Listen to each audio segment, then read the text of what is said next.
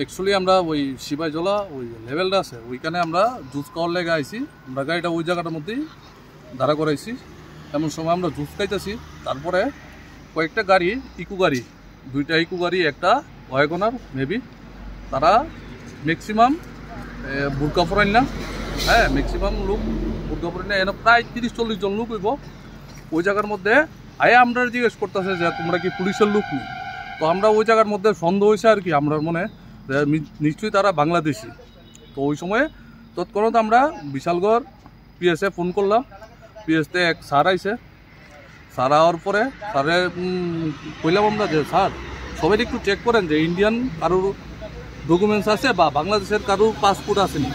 তো এনে 30 জনের মধ্যে স্যারে প্রায় 3-4টা পাসপোর্ট নিজের হাতে নিছে। স্যারে তো প্রায় তারা এক রকমের মতো সাইডা দনের চেষ্টা করতেছে। তারপরে আমরা এনে এলাকাবাসী কিছু আছে, তারা আছে, দাদা তারা হওয়ার পরে আমরা প্রতিরোধ করছি যে স্যার আপনারা সবই পাসপোর্ট চেক করেন, নাইলে ইন্ডিয়ান কোনো ডকুমেন্টস তারা কি আছে থাকলে তারা ছেড়ে দেন।